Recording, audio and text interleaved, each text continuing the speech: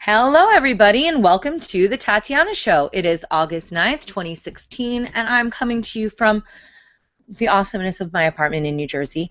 I'm very glad to be joined by some really fun guests today, but my favorite of them all is not even a guest. He's a co-host. He's my friend, the awesome Josh from Voltoro. Hey, Josh, what's going on? Hey Tatiana, I am wonderful. Apart from my broken arm, which is broken wrist, which is getting better and better, but it's awful to type with, and How that's long do you have that on for? problems. Another 5 more days or 6 more days, something like that. Yeah, Well, I better actually take broke it just after a Bitcoin conference in San Fran, and I Yeah. went out and got a one-wheeled skateboard. I crashed it, broke my little finger and my wrist. But it's a great story, so that's fun. And there's Well, no I'm glad amount that of you Bitcoin lived. that will I feel fix like I that. want to make fun of you, and you were trying to show off when you were doing it, but I won't because you've already been punished by God. Um, this is an exciting week here in New Jersey. Do you want to know why? Yeah, why? Let us My in. Let us birthday. in on that. It's my birthday. Oh, I happy know. birthday Really. Thank you. today. I expect all sorts of people to be, wishing me happy birthday throughout the week, and Yeah. it's going to be good. My birthday's on Thursday, but we're doing a big party in the city on Saturday night. So Stephanie Murphy is coming down, David Waxman, my PR guy and Bitcoin loving friend. Um, we do stuff together, obviously. And I don't know, a lot of different people. Tone Base hopefully will make it. I don't know. Lots of people are coming, and then just regular non-Bitcoiners. So we'll see if there will be a transition between the two. Well, that's Um, very exciting. I've been actually trying to stop with my ums and ahs because the feedback we've gotten was too many ums, too many ahs from me. And it's true. I sit there thinking, I listen to some of the shows, it's horrible, all the ums and ahs. So I've decided every, there's one. Every that I do, I'm going to donate 500 Satoshis to BitGive throughout the really? show. So, yeah.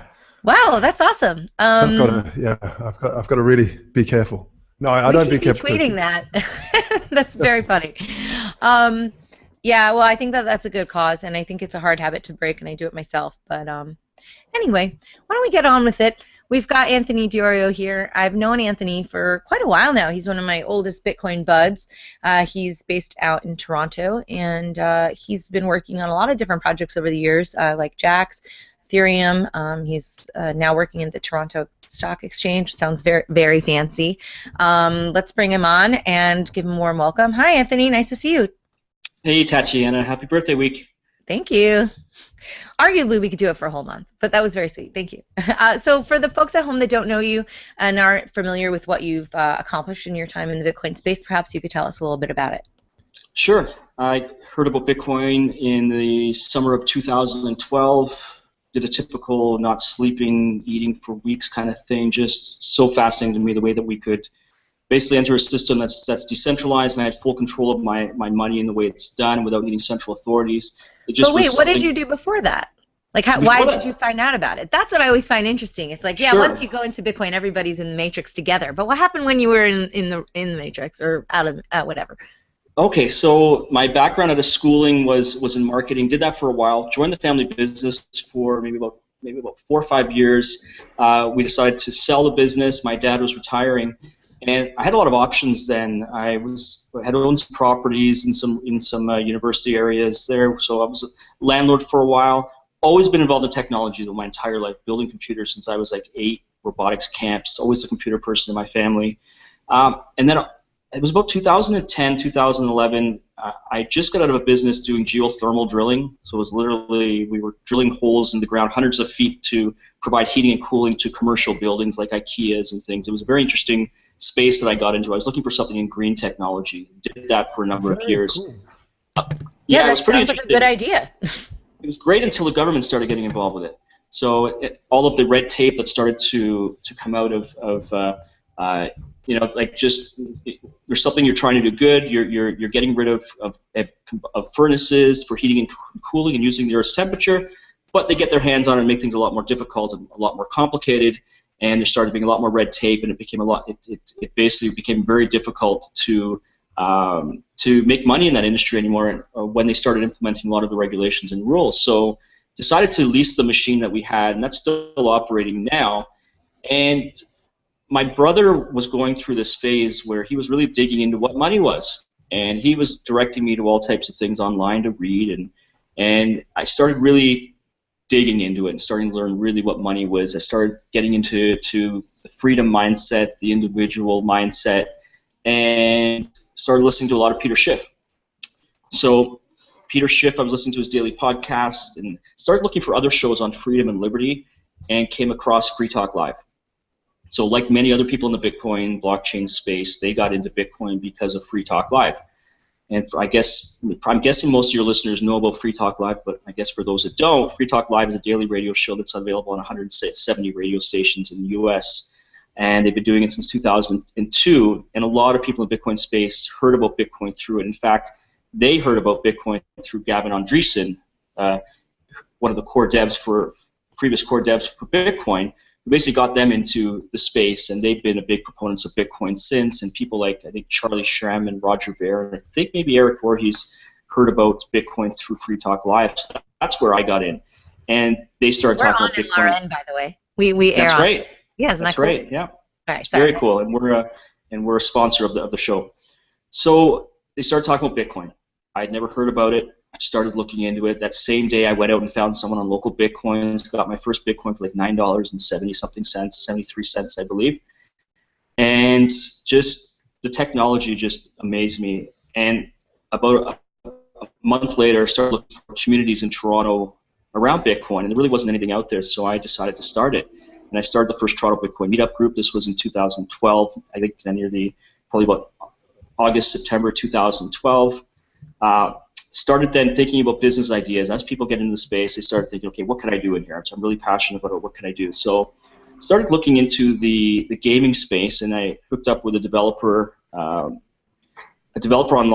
through Reddit, and we started, thinking about ideas that we could do. I had some business ideas, and we had our first project that came out called Satoshi Circle. It was basically a gaming site where you could deposit funds, start playing instantly, no usernames, no passwords. It played with Bitcoin. It's really cool graphical interface for what we developed. And from there, we started getting into the wallet space, the Bitcoin wallet space. I think from very early on, realized that the wallet is really the hub and the core of the technology. It's really everything gets done from a wallet. It's where you're sending, you're receiving, you're holding on to your stuff. And we really wanted to create a product that removed a lot of the friction points that we were seeing in the space. So we didn't want to have products that were holding on to customer funds. We didn't want to have products that if we were to go down, everybody would lose their money. We didn't want to have products that we'd have access to the keys or we'd have access to people's stuff.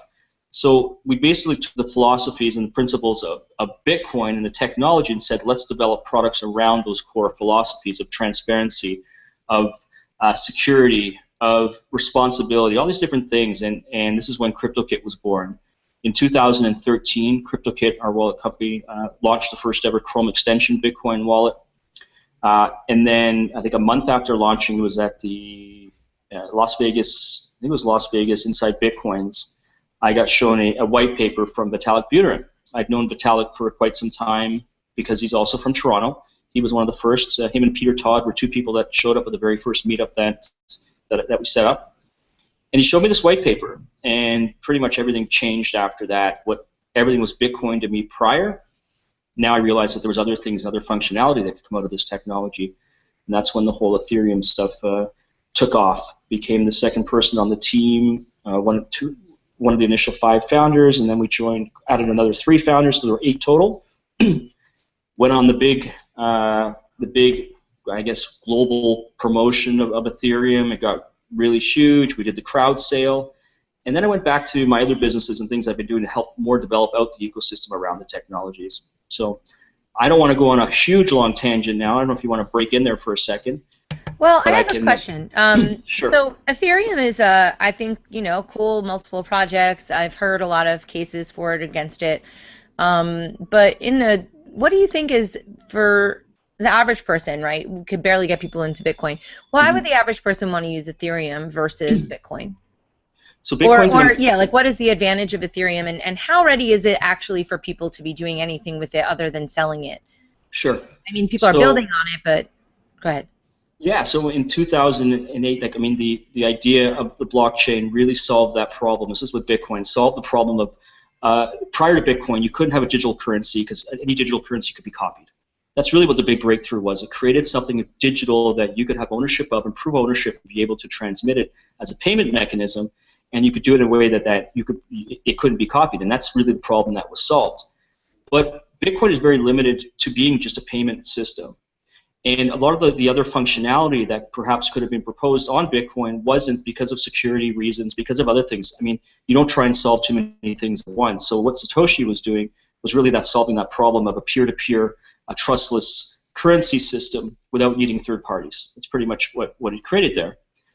When in 2013, the idea of Bitcoin was growing and people were trying to do other things on top of it, but really struggling because the infrastructure and the platform really wasn't made to do much more than to do simple transactions. And people were trying to do much more complex financial things on it. We had guys at Mastercoin trying to do that, BitShares, all these other companies. And Vitalik had been traveling around the world looking at all these different projects and seeing where they were struggling. And that's where he came up with the idea of a much more flexible, it's called a Turing-complete programming language for blockchain. And what Ethereum is based on is something called smart contracts. So wait, did he invent Turing-complete and No, Turing Complete's been something. That's from Alan Turing. So that's been around for a long time. But in general, what he did was he put together different concepts: blockchain, Turing completeness. So I see smart contracts as really the next major breakthrough after Bitcoin. It adds a much more flexibility where you could take manual processes that we're used to having third parties do, whether it be a bank, whether it be a broker, whether it be even a lawyer, and you can now automate them into code. And that code executes exactly how the developers coded. So basically, smart contracts enable an automation of services and and take blockchain beyond the payment realm into or a great deal of other industries, insurance, law, because you can now have developers code things that self-execute on a platform. Thus, I see it as a disintermediation technology for all the services that we're so used to relying on these third parties. Yeah, it's a really big breakthrough in computer science. I mean, Bitcoin itself was. But can I use it yet? Like, yeah, can I do anything with it? What can I do with it? And now, what's the deal with the whole split? I mean, doesn't that make everybody upset? And that just seems really intimidating to me. So I'm wondering why or do you think that you guys are just not there in the development of it? Yeah, so I mean, if you want to look at where Bitcoin is and how long Bitcoin took it to where we are right now, and you could probably still very much argue that it's not used globally. It's not used by that many people, or not used by the general public right now. People are using it to buy and sell things online, and it's growing. It started off with a lot of gambling sites to start, then it went into merchant adoption and things, and now it's kind of stalling because of the scalability issues that we're seeing. But we're in the same stage as Ethereum. Ethereum is a platform where you can build decentralized applications on top of. Now, I think it's fair to say that. Oh, sorry, guys. I think it's fair to say that it's going to take some time for the ecosystem to build out. What Ethereum does have behind it, though, is a great deal of developers and a great deal of talent of people coming into the space because they're so intrigued by the smart contract concept. So right now, I think being able to trade it, yes, is where it's mostly being done. But we're seeing a massive ecosystem being built up. It's in a similar way that Bitcoin did. You're seeing some gambling sites come up through it because of the added flexibility of things. But you're going to see, I think, a much larger ecosystem build up because, again, it's not just centered around as a payment system, but it's really centered around being able to automate general contracts between individuals. And you're going to see in the future app stores that are built on Ethereum where you can just install a contract, you can install a will contract, and you can execute it on the platform without needing to have a third party involved with it. Now, I'm so sorry, my ringer's off. I don't know why it's ringing. No worries. First of all, I also want to say thank you very much for all your great work. I was a big fan of KryptoKit when it came out. I love the little chat feature, which was great. So thank you very much. And Jax is a fantastic wallet, folks. If you guys get a chance, download it. By the way, this is a question that I've got for you. Currently, we're starting to see a lot of scam wallets taking basically open source wallets, putting some dodgy code in there, and then uploading it to the app stores like Apple App Store and pretending it's something legit. Apple just seems to sign anything that comes through its doors nowadays instead of having an actual walled garden. What do you think is the solution for this problem? Because I remember thinking this a long time ago, thinking, how will Apple or Android actually secure or audit the code? Because we're in a whole new level of security issues now with crypto and digital money, and allowing just anyone to upload these wallets without some sort of checking in the code behind it. And you don't upload full open source code to these gardens. So have you guys put any thought into how we can do that? Maybe cryptographically prove that this is an original wallet somehow? Sure. So this is a problem that's rampant right now, and it seems to have come up quite recently. But we also ran into this problem in 2013 on the Chrome extension store. There were actually malicious copies of KryptoKit that people were putting up. In fact, Google recognized that and took them down, and in the same time they took down our wallet by accident. And it was actually the first time when they put ours back up, and they actually said, we're sorry, we didn't mean to do that. We're actually fans of Bitcoin. That was the first time that Google really said that and came out and said, hey, we're fans of Bitcoin. So we're facing the same situation now, and I think it's just going to have to be a matter of Apple's going to have and Apple, maybe some other stores will have to take notice of this and do a little bit better job of being able to see which ones are malicious and ones that shouldn't be up there. But yeah, it's been over the last couple of weeks that they've been taking these wallets and putting them up. And to me, it's a reason why as well to sometimes not have your code out there in terms of open source stuff. I mean, we own our code. Our code is visible and auditable. It's on our website. You can actually inspect the extension so you can see it's doing exactly what it's doing. But if you don't have these friction points and people can just take it, make copies, and put it up on an app store, I think that does more of a disservice to the community rather than a company that's maybe has their code and says, hey, we've been around for a while, trust us. We're not going to try not to make it too easy for everybody to take our designs, take our code, and put them up on wherever they want, because that's just going to lead to a lot of confusion and a lot of problems. It's a battle that I fight a lot because I don't think people necessarily want open source code. They want to know the code is doing what it says it's doing. That's the most important thing. To actually say that anybody can take it and do as they want, there's a very small handful, I think, of people that are really diehards that want that. What we've realized is our customers want to be able to see the code, perhaps. They want to know that they can trust the company. They want a face behind it. They want someone that's very visible in the community, that's accessible. So those are the things that we try to do. I don't think that we need to open source our stuff right now. We may look to it in the future, but we also got to think of investors. We got to think of different things as well. The complexities of picking different source, different license codes, it's quite complex. So it is a tricky situation, and we're seeing problems over the last couple of weeks, and I hope that the stores do take actions in order to quickly remove those ones that are malicious and maybe put up higher barriers that won't allow them to go on the stores. Yeah, folks, if you're out there and you're promoting Bitcoin to your friends or family, get them to go to bitcoin.org or bitcoin.com and find actual links to the actual original software, because it is a bit hard to tell for a newbie if a wallet is original or not. And so I think that's a really good way to go to make sure that you're downloading something original. Yeah, and I think also look at the reviews and ratings on the different stores, see how long they've been around, see what the comments are. That's another way to do it, because one that comes up brand new is not going to have any of that. So you can be a little wary about the ones that look like they're fresh and don't have any comments or reviews. If you were to pick a wallet for somebody that, sometimes I suggest to people Coinbase, and I use Coinbase sometimes, and they're fine, but it kind of defeats the purpose a little bit of Bitcoin, right? Because they've got your passwords. Is there a way to have somebody manage your passwords without it being insecure, or no? Is that impossible? Well, there's password management systems. I would just say no, because somebody could break into your password management system. Well, right? Then you got two-factor authentication. Yeah, there are I think also some decentralized password managers. I use LastPass. Not quite decentralized, but I'm pretty confident in the security features it has, and that's what I use. I have two-factor authentication on that. I'm pretty comfortable with that. But I think you were going to say if also, I mean, Coinbase is again, to me, not built on the philosophies and principles of Bitcoin, being that it holds on to customer funds. That's what we built our wallets around. Jax is a system where it's on 9 different platforms and devices. You hold your keys. We don't have access to them. The blockchain provides storage of your funds. You have the keys. So we're just basically a user experience that allows people to tap into the blockchain.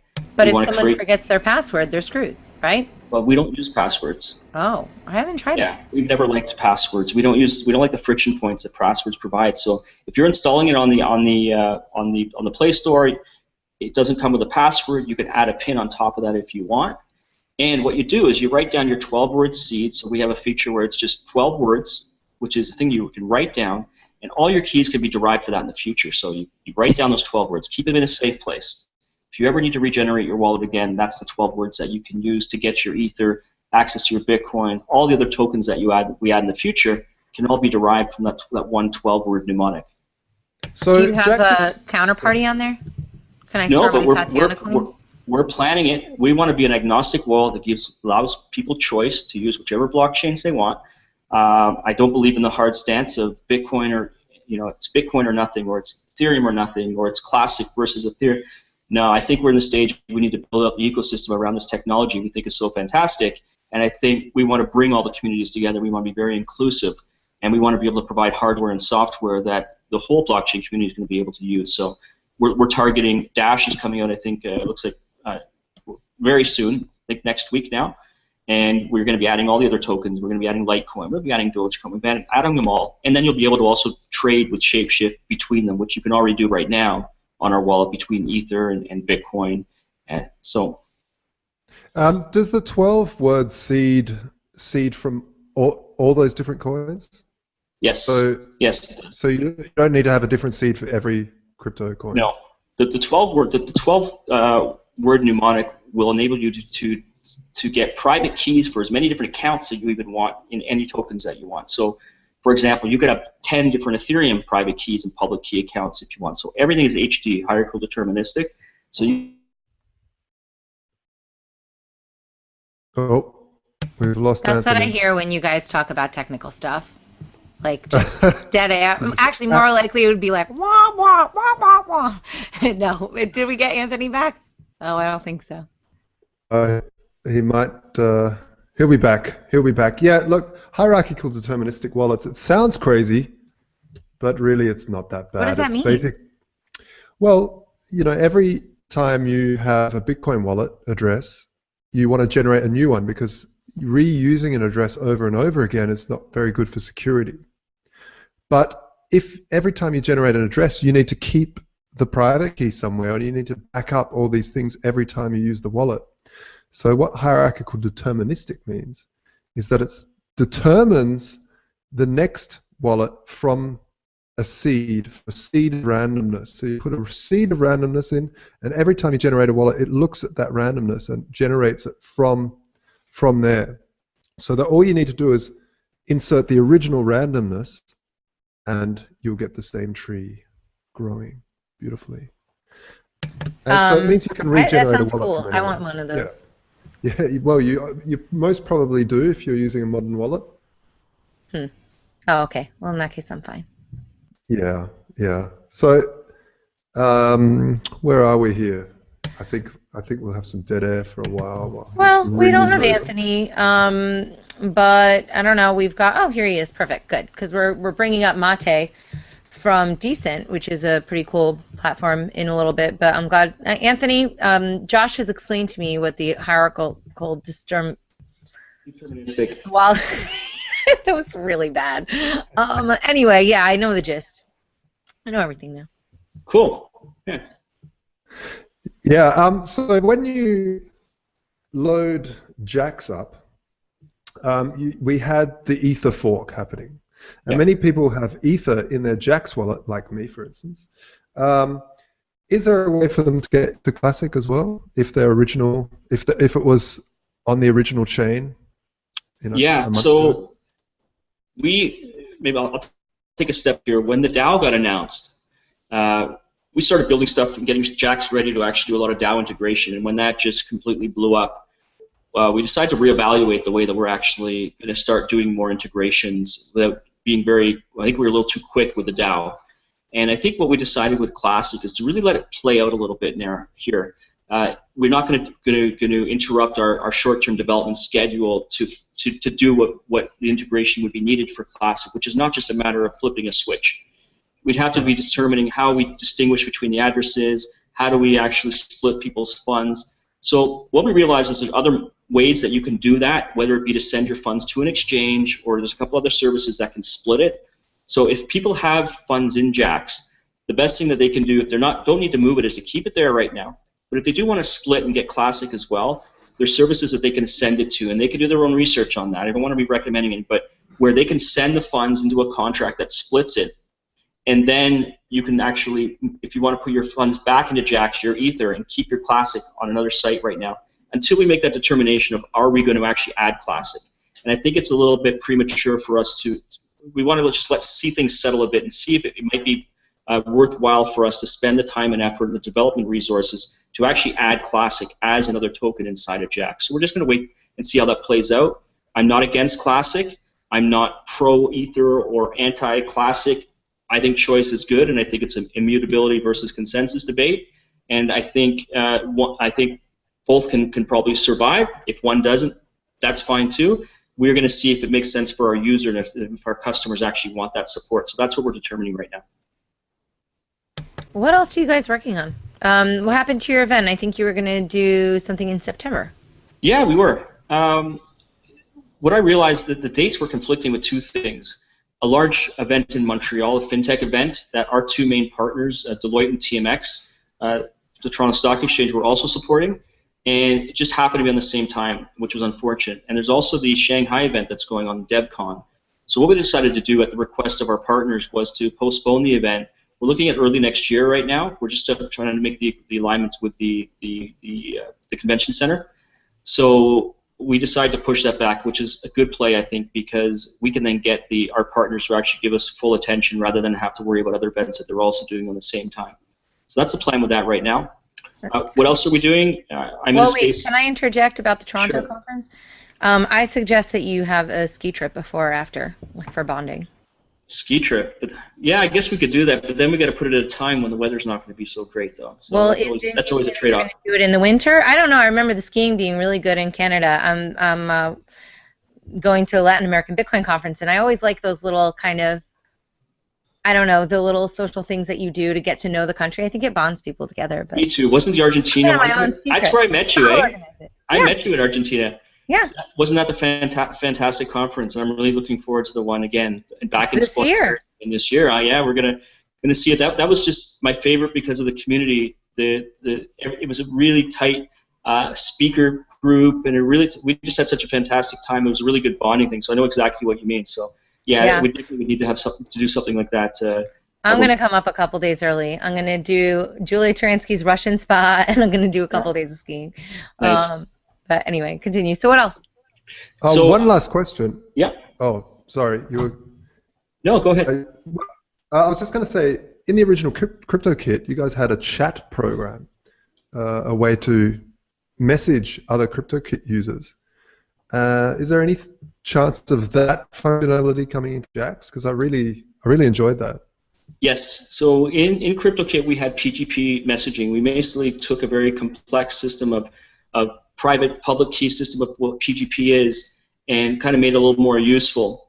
What we've done now, we've also spent some time when we put the same keys that you use for PGP can also now be derived from your 12-word mnemonic. So it's an integration that we did, was the first of its kind.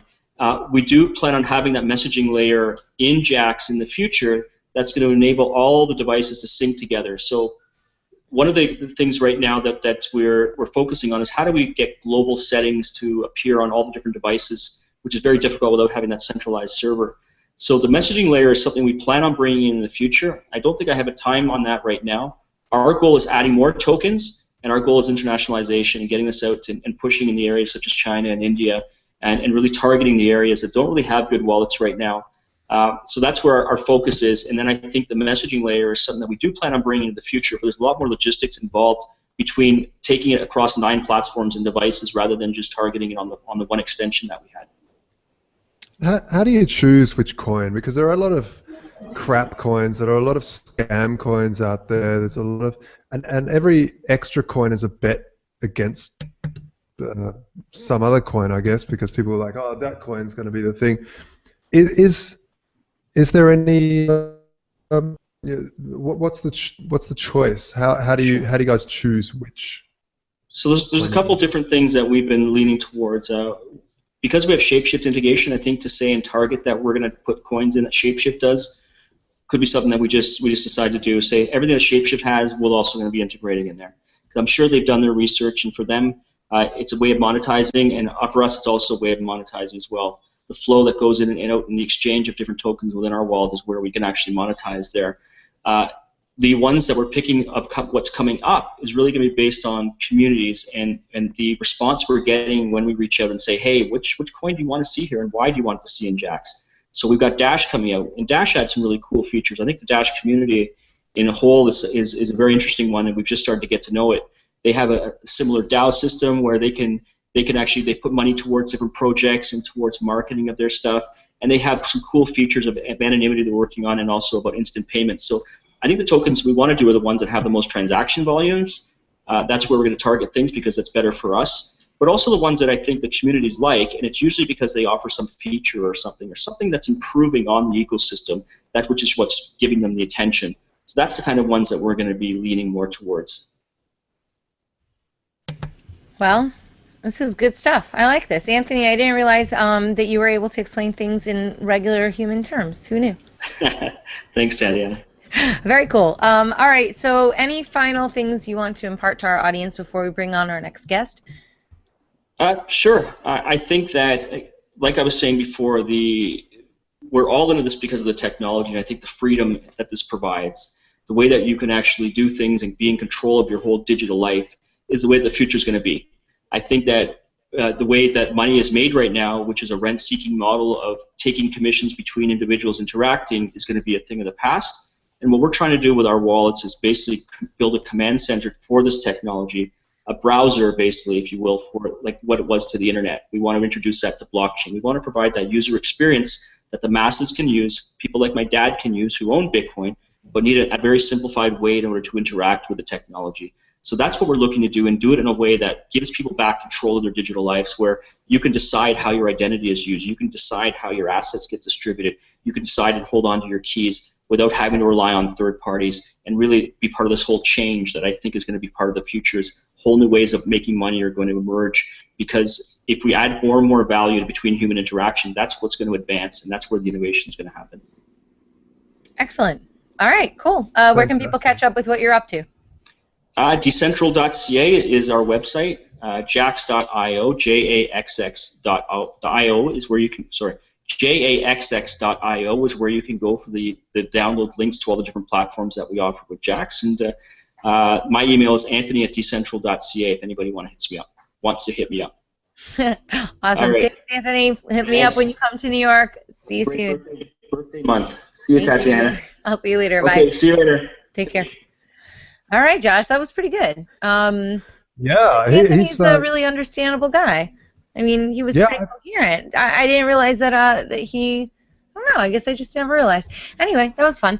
Our next project is a little bit more, I guess, in my wheelhouse, as it's a content platform, publishing platform. Although, to be honest, these things get a little bit confusing. Luckily, we have our friend Matej Boda airing with us. He was just watching. You know, Matej has an interesting history. He does sports stuff, and I don't know, he played soccer, but one of his friends is at the Olympics right now. So while he was on hold, he was watching his friend hopefully winning whatever game he was playing. Matej, you want to tell us? Welcome to the show. Hi. So yeah, my friend actually, I haven't checked it. He was, I think, 5th, so he's going to the finals. Wow, so which country was he representing? Slovakia. Slovakia? Oh, nice. What sport was he playing? Come on, give us, like pulling teeth. He's like, oh, I don't know. You know, he was competing in water slalom. It's still running, I think. So. A water slalom? Now I understand why you didn't want to tell us what the sport was. What the hell is a water slalom? Yeah, it's whitewater kayaking. Oh, that sounds much better. That's what I was picturing. I remember Yeah. I went down to Tasmania. I was getting really excited for whitewater rafting down in Tasmania with my father, and turns out they had a drought, so there went the plan. It was awful. Typical Australia, you know. Okay, cool. So Mate and I met at a conference, I think in Chicago, Yeah. about a It's year inside ago. Bitcoin. Some sort of, Bitcoin thing. And he's been working on this project for quite a while, but I will allow him to tell you. Mate, first of all, what made you get into the Bitcoin space? What were you doing before that? And how did you find out about Bitcoin? What happened? Yeah, well, I was working at BMW in development in Munich for a year. And then I moved back to Slovakia and got back to school. So I was thinking, like, researching new technologies and everything. And I hooked up with my friend Matej Michalko, who was organizing Bitcoin conferences. Hmm. And he kind of hooked me up. And yeah, like, I bought a miner, and I thought, yeah, let's get rich. But it didn't really work that way. So. But it was okay. It was fun actually. I usually, when I take some new technology, I usually dig into it. So I kind of got hooked up with the whole blockchain thing, and was thinking like, wow, this is big. This is bigger than Bitcoin. We can apply it in many ways. So yeah, and we have been thinking from from then, and we had this took us quite like 3 to 4 months where we were thinking what are the best applications for blockchain, and then we came out with Decent and started working on it. But you didn't have a creative background, right? Actually, I have technical background, but I finished violin school and piano and drums. So yeah, I used to play. I'm a musician in Oh, my free yeah. time now, but I have technical background.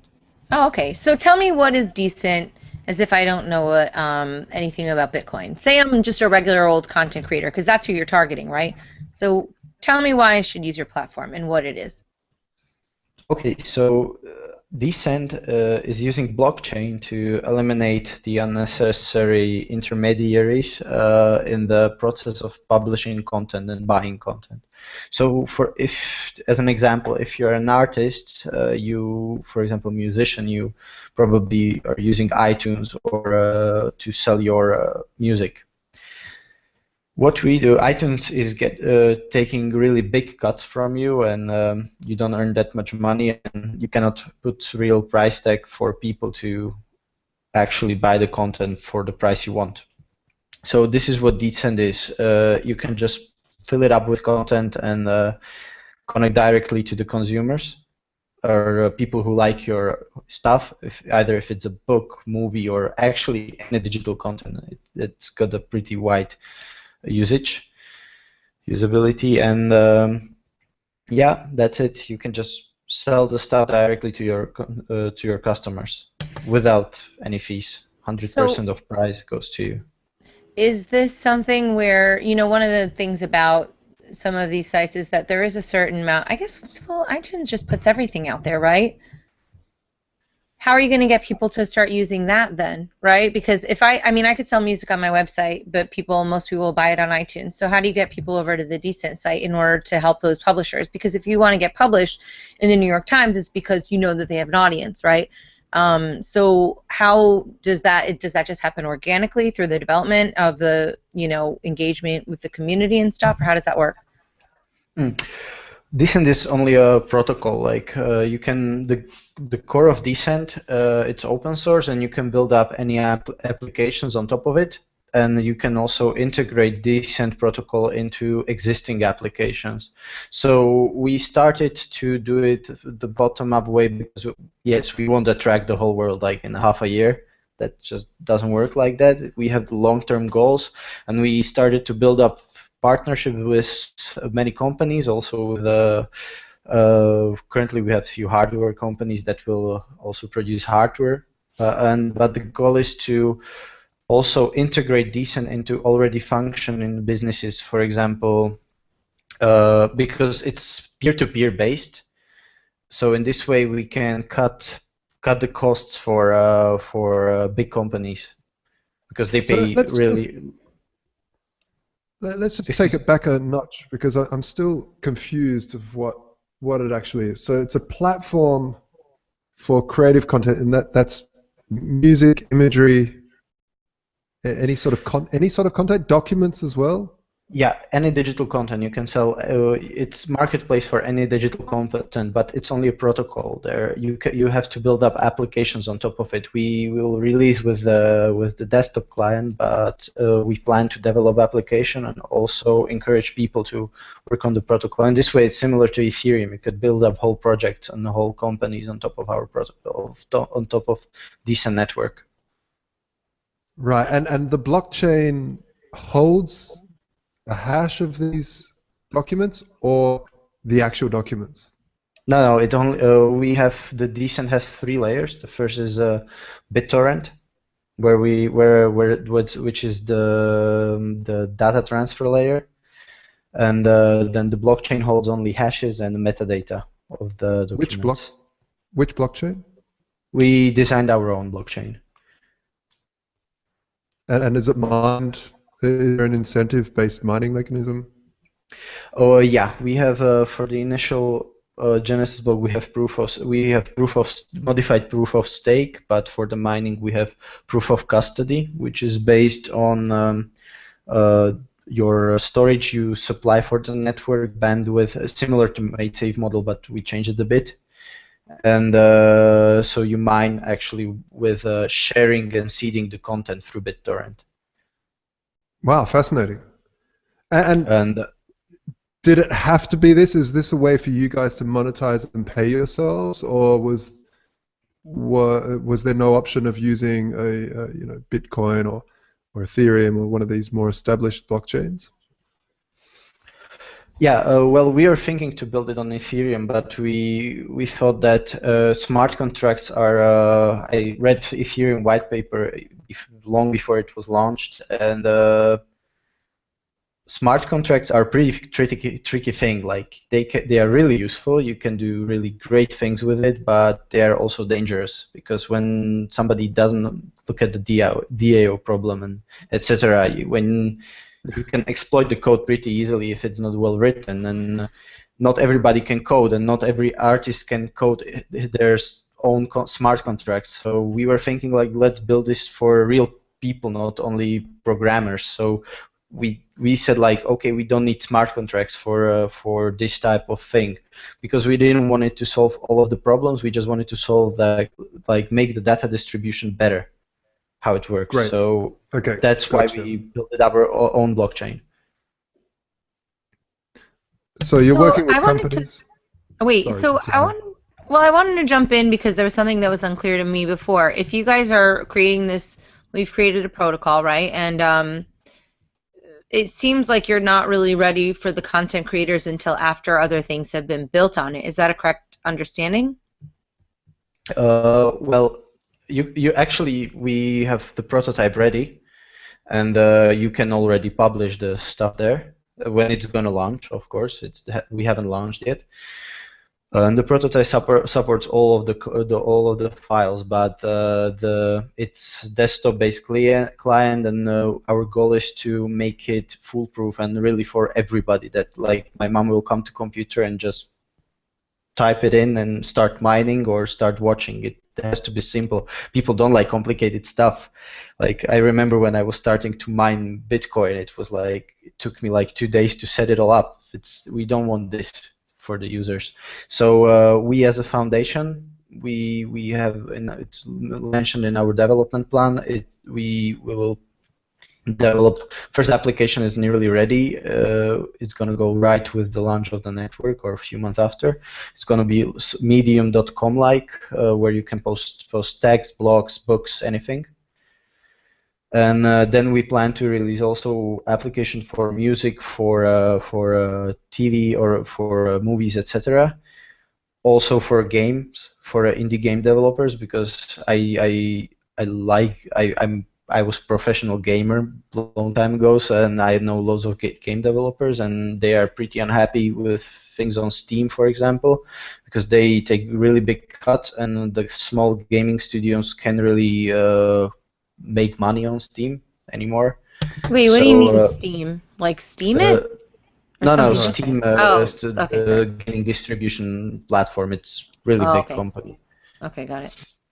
So probably we'll go into this sector also. We also have a plan to develop hardware like this plug-and-play computer into your smart TV, where you just, which will be our protocol will be an application will be embedded to it, and you will just plug it in, load your account, and watch the stuff from the network on the TV. Yeah, and we have like long-term plans with it. This may have been answered before, maybe I just didn't understand it, but if I'm uploading my content, doesn't that mean that you're just going to have a bunch of everybody's stuff on something? Like, don't you need storage of some kind? Or does No, that not apply? I mean, wouldn't... when you upload the content, it's get encrypted. We have this one-to-many publishing. So you upload the content, it gets encrypted and cut it into the pieces on many computers, which is seeded by the whole network. Oh, It's so you don't need storage? No, we don't need storage because we use personal computers of the users. Oh, We okay. we Wow. we incentivize the users to mine, and mining in our network means that you share your storage with the world that you don't use. So you Okay, now I can understand. Thank you. That's because better. there is like loads of free storage on personal computers that it's not used. Yeah, that's when you referred to the MadeSafe thing earlier.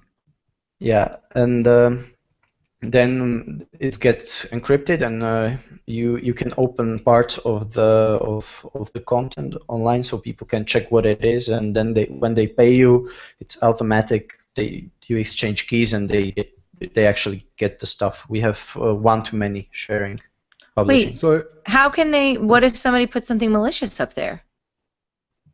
Yeah, Could they do that? well, in the desktop client, yeah, but we will try to filter this stuff in the web-based applications.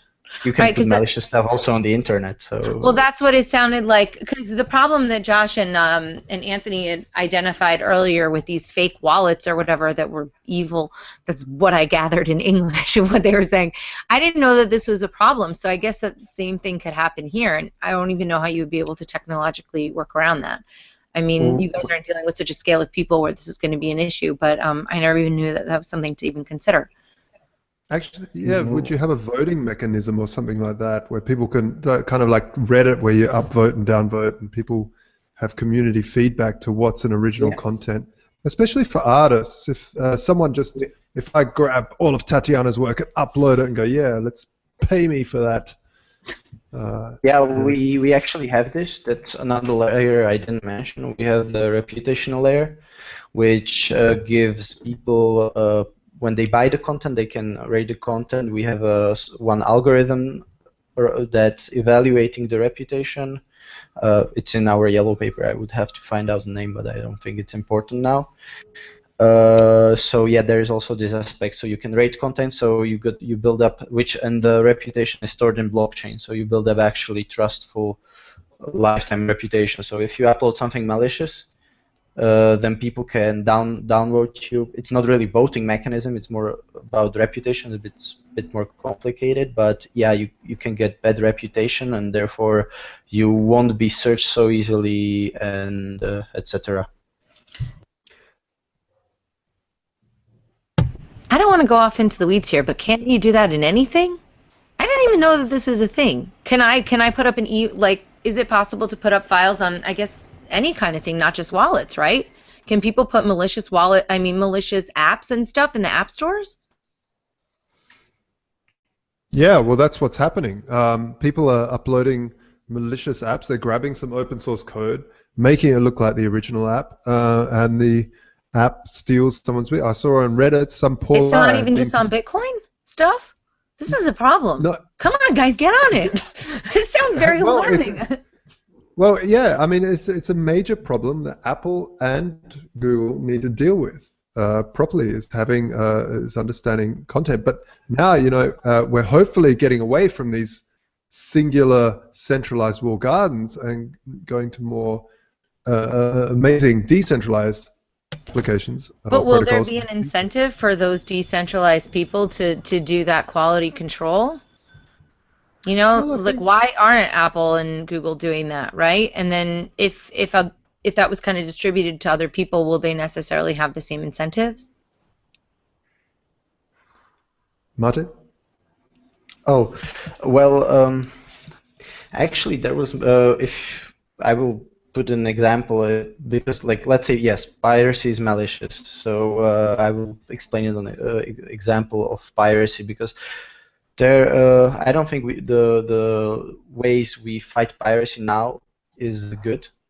Actually, digital rights management, and it's a technically unsolvable thing. So you have to solve it another way, and we are trying to do this to give the power over content back to the artist, so they can set the price tag and they can set if they want to give it for free. And it's a proven model, actually. Also, if you look at bands such as Radiohead, moved to this model, and they earned much more money from selling their albums than they used to earn through publishers, because they said, like, we'll give you our album for free and you can pay what you want. Yeah, but that's also So Radiohead, and they've got all these people that are already psycho fans for them. So I don't know if that's the best. I don't know. I guess I'm always thinking of the independent artist, right? Which yeah, these but problems tend to solve. But yes, I think giving that artist the control is the best part. I just don't know if always free is the number one way. we plan to implement in future some copyright management system based on I think, blockchain, but you know, what I love is on AMA, on the Ask Me Anything on Reddit, is that there's always this proof of who you are, and someone the original person's holding up something that proves that that's them and they're calling for an AMA. Maybe something like that, where an uploader account could prove themselves somehow, say this is the official Tatiana account, and this is the official music, and by downloading this content, you're supporting the artist, or something like that. I think people will figure that out soon. I keep hearing people talking about, fixing that problem. It can't be going on forever, right? I mean, you guys are doing, you said that you guys were doing some sort of a reputation thing, right? How do you verify that people are there? Have you come up with a solution for your use currently? Once again, So there's no Tatiana impersonators on Decent, I mean, there's a lot of them out there. yeah, well, if you hold the content and nobody else holds it now, you can upload it to the blockchain and you have the timestamp that, yes, I was the first who uploaded it. So in this way, people can see that, yes, you were the first. And if somebody gets... Well, Sorry, I don't know why everything's ringing. I have been invaded. Anyway, continue. Hey, I really like that idea, Mate. I mean, it's a way for also people to promote the Decent protocol, because it's like, quick, I've got new content, upload it there first. It's a great way of timestamping. But what if I steal? But Josh, what if I hear you jamming on something and I just take it and you didn't have, like, you don't even know about Decent? So then what do I do, Or what if I steal my neighbor's awesome new song and I pretend that it's mine, or their book or something? How do you know if they didn't know to register it? And what if you upload it on YouTube? It's the same thing. Yeah, that's true. So this is actually, as I said before, copying and copyright is an unsolvable problem technically. Mm-hmm. I can just screenshot anything and paste it on my account and say it's mine. So okay, it's not solvable by any mechanism. Now right. I'm nothing. It wasn't solved. Now we got this. I think those laws are stupid, and they are not working especially. But actually, also these DRM laws, artists don't really have something from it. It's the publishing companies that are pushing those laws, and those they are suing people and from piracy, and not only that. It's not only that, it's governments getting involved and saying, using it as an excuse to really track everybody and trace everybody, because it's like, ooh, we've got to stop piracy. Yeah. So they set up a... I mean, I think that artists, I mean, I would prefer that somebody gave me money for my music. But at the end of the day, I do think that those industries kind of inject themselves into that process with the government, and then all of a sudden there's some weird bureaucratic body that's making decisions for everybody. So I think that this is more equitable, giving that control back to the artists. And I think that's really what Yeah. we're dealing with when we're talking about using blockchain and creative stuff. It's really overwhelmingly seems to be in favor of the individual being empowered, and taking away that other thing, which makes it surprising to me when I go to music industry events and they're all interested in talking about blockchain, and I'm like, it's almost like a banker being like, wow, Bitcoin's so cool. It's like, do you know Bitcoin's gonna get you out of a job? But I don't know. It's actually maybe not everybody in the music industry wants to necessarily control things in a negative way. So it's kind of cool to see. Yeah, actually, in Decent, the users control the whole network. We only launch it, and we will develop the core of the protocol further and optimize it. But the running of the network is all controlled by users. It's a really epic idea. I really love the idea of having a decentralized content distribution network. I love it, and I think a lot of people are tackling that at the moment. Is there something that differentiates you from, let's say, Storage or even Mega, who's building something as well now? And also, on top of that, how do you guys get paid? I mean, you need to eat. Yeah, well, to the first question, Storj serves as a sort of like the Dropbox solution. I have my files, I put it there, and it gets stored, and I'm the only one that can access it. But on Decent, we are doing the distribution way. So I put up the files on the network, and anybody who pays can access it, or I can put them up for free, and people can also access it. So that's the difference.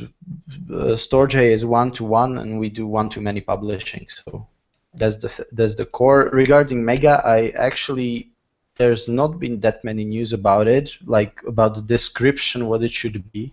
I think it's also a storage thing. And yeah, regarding the payment, we had an investment last year, so that's what we actually are working with, and yeah, we pretty much aim for the ICO that will happen in 10th of September. Software sale where we will sell the initial tokens. Hey, Matej, you cut out while you were talking about the ICO, so maybe you want to say it again, because I want to make sure we're coming up on the hour, but I want to make sure that if people want to find out more, they can, potentially invest in you guys if they believe in the vision, and also check out more information. So what's the deal with the crowd thing? Yeah, it's gonna start at 10th of September. That's in 32 days, I think, and gonna last for 2 months. You can find all of the information on sale.decent.ch, and also you can sign up to the newsletter to get the most actual information about the project. And we also launched the bounty program like 77 days ago, so you can participate also in that. What's the bounty program? What do you have to do?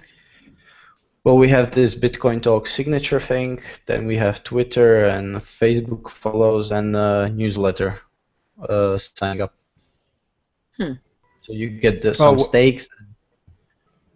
Excuse me? So you get a stake or something when you do some of these things? Yeah, you got a stake, and we have this pool of, I think it was 700,000 coins that's going to be distributed all over the users. Awesome. Per stake. Cool. All right, great. Well, listen, it was really nice talking with you. On our way out of the show, we usually have a magic word or a magic phrase, because we not only air on liberty.me, but IPM Nation, LRN.FM, and also Let's Talk Bitcoin, where they award people with LTB coins. I usually let the guests choose, but today I'm not going to, because you know what the phrase is going to be? It's going to say, "Happy birthday, Tatiana." That's the magic phrase. So the people who really love me will know, and the rest of them will get nothing. No, just kidding. Matej, thank you very much for joining us. One more time, that website? It's sale.decent.ch. And Excellent. happy birthday, Tatiana. Thank you. Well, you can get your own LTV coins there too. Just a couple quick things. Our sponsor is the Bitcoin CPA. I spoke with him this week about my taxes. Let me tell you something, people. Taxes are no freaking joke with Bitcoin. I love Bitcoin. Use it whenever you pay, but you better get a tax attorney today, and the Bitcoin CPA can help you. He's really great, really nice to work with, and I'll tell you, man, disentangling that is not an easy thing. Otherwise, he's got a great book too. Yeah, there's a Liberty Fest in New York City for those of you who are going to be here, September 10th. We've got a North Carolina event that I'm going to be doing, so I'm going to be playing in North Carolina on the 17th with Jordan Page, and then in October I'm going to be going on the Bob Murphy, Tom Woods, Contra Krugman cruise. Oh, that's really fantastic. It's going to be the best. I know, it's going to be really cool. So I'm super jealous. Yeah, well, you can still sign up October 9th to the 16th. Otherwise, La BitConf is going to be in South America. Are you coming to that, Mate? Can you make it out to Buenos Aires in November? I don't like that face. He's muted right now, but I saw a no, and I don't appreciate that. I saw a no too. Oh, yeah, I'm no. not into that. Josh, you better come. Everybody, make yourself, show up at some of these conferences. It's always great to hang out with my peeps. Thank you, everyone. We'll see you next week. We've got some really good guests. I think Carla Gerke is on next week, and Christina Tobin, who's from Free and Equal. With all this election drama going on, it should be a pretty good show. And plus, it's the Ladies of Liberty. Sorry, Josh, you're going to be outnumbered. Awesome. Oh, all right, thanks, I'm a big fan of being outnumbered by liberty-minded women. Or women in general. You're like, I'll make some exceptions for some statists too. No, I'm just kidding. All right, bye everybody. Have a great night. See you later. Ciao. Take care. Thanks for listening. Thanks Bye. everyone.